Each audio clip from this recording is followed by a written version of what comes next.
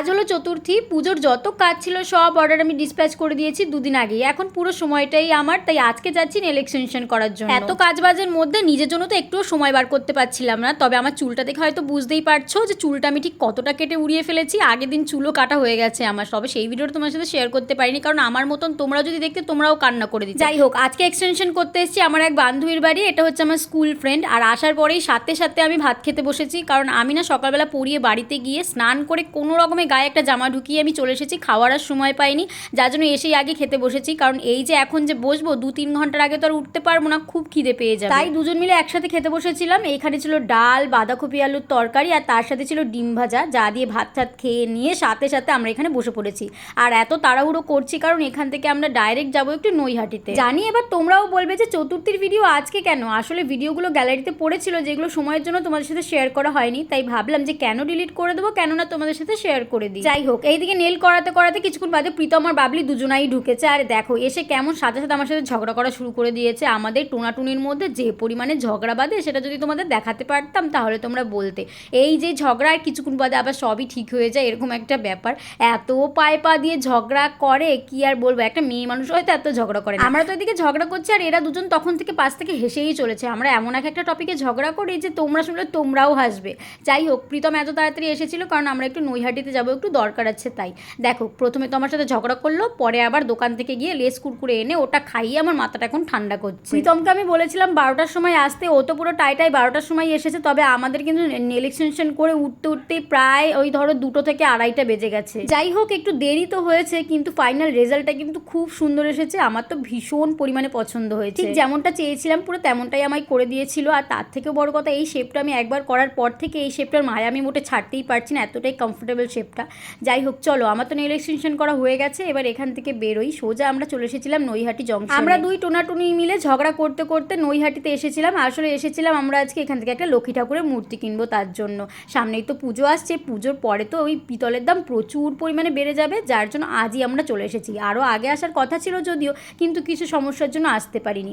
এইখানে দেখো একটার পর একটা ঠাকুর, কি সুন্দর লাগছে দেখতে। চারিদিকে এত মূর্তি এত ঠাকুর যে আমি পুরোপুরি কনফিউজড যে কোনটা ছেড়ে কোনটা নেব। যাই হোক, লক্ষ্মী পুজোর ভিডিও কিন্তু আমি অলরেডি তোমাদের সাথে শেয়ার করে দিয়েছি, না দেখে থাকলে অবশ্যই একটু গিয়ে চেক আউট করে এসো। ওখানে এত মূর্তি দেখে ওখান থেকে একখানা মূর্তি মন মতন পছন্দ করে নিয়ে আমরা বেরিয়েছি। আমরা ভেবেছিলাম যে এখন হয়তো দামটা একটু কম থাকবে, তার মধ্যে প্রত্যেকেই বলছিল নৈহাটিতে দামটা একটু কম, কিন্তু এখানে এসে দেখছি না, আমাদের ওখানে যেই 1000 টাকা কেজি এখানেও ঠিক সেই 1000 টাকা কেজিই ছিল।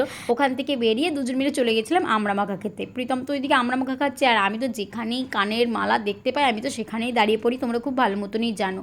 ওখান থেকে ঠাকুর কিনেছি, নৌকো কিনেছি, থালা বাসন ঘট আরও যা যা লাগবে সেগুলো পিতলের নতুন কিনে নিয়ে ওখান থেকে ডাইরেক্ট আমরা চলে এসেছিলাম কাঁচরাপাড়াতে। পুজোর কেনাকাটা তো আমাদের প্রায় কমপ্লিট বলতে গেলে, তবে আজকে কাঁচরাপাড়াতে এসেছিলাম মা লক্ষ্মীর জন্য কিছু নতুনত্ব গয়নাগাটি কিনবো, তাই নতুন ঠাকুরের জন্য সবই একটু নতুন নতুন হলে বেশ ভালোই লাগে কিন্তু বলো। কাঁচরাপাড়াতে নামার সাথে সাথেই আমরা সামনেই যেই দেখলাম যে ডালের বড়া বিক্রি হচ্ছে, ওখান থেকে আমরা দাঁড়িয়ে পড়লাম, নিয়ে নিলাম ডালের বড়া। কারণ কাঁচরাপাড়াতে আসলে মাঝে মধ্যে আমরা এটা কিনে খাই, বেশ ভালো লাগে খেতে। তোমরা কারা কারা এটা খেতে ভালোবাসো অবশ্যই কিন্তু কমেন্ট করে জানিও।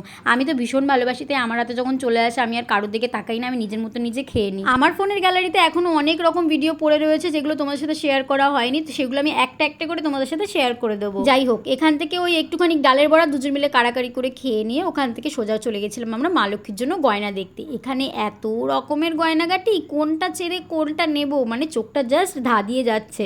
চারিদিকে নতুনত্ব গয়না দেখতে যে কি ভালো লাগছে, কিন্তু এত দাম। সত্যি কথা বলতে আমি এর আগে কোনোদিনও ঠাকুরের জন্য গয়নাগাটি কিনিনি, তাই এইসব ব্যাপারে আমার কোনো রকম এক্সপিরিয়েন্স নেই। এই প্রথমবার আমি এসেছি, যার জন্য আমার মাথাটা লিটারেলি ঘুরে গেছে। তবে আমি আমার সাধ্য মতন কিছু গয়না ওখান থেকে কিনেছি, আবার পুজোর আগে আগে এসে আরও কিছু গয়না কিনে নিয়ে যাব। শুধু গয়না, এখনও তো কত কিছু বাকি, যেমন শাড়ি থেকে শুরু করে মাথার চুল, মুকুট, আরও অনেক কিছু। মুকুট আজকে একটা এনেছি, পরে আরও একটা কেনার খুব ইচ্ছে আছে, কারণ এত সুন্দর সুন্দর কালেকশন যে আমি আমার লোভই সামলাতে পারছি। যাই হোক, কাঁচরাপাড়া থেকে সোজা চলে এসেছিলাম বাড়িতে গিয়ে যা যা কিনেছি সব কিছু বাড়িতে রেখে দুজন মিলে এখন এসেছি কিছু একটা খাবো। ওই যে খুচখুচানি, বাইরে বেরোলে কিছু একটা না খেলে পেটের ভাতটা যেন মোটে হজমই হয় না, তাই ওখান থেকে সোজা আমরা চলে এসেছিলাম একটা রেস্টুরেন্টে। এখানে এসে এখান থেকে একটা রোল নিয়েছিলাম, আর নিয়েছিলাম 2টো চিকেন ললিপপ। এই রোলটা এত স্বাদ করে আমি নিয়েছিলাম কারণ খুব রোল খেতে ইচ্ছে করছিল। রোলটা এত বাজে খেতে ছিল কি আর বলবো, এমনিতেই তো লঙ্কা দিয়েছে একদম ভরে ভরে, জিভটা তো পুরো জ্বলে গেছেই গেছে।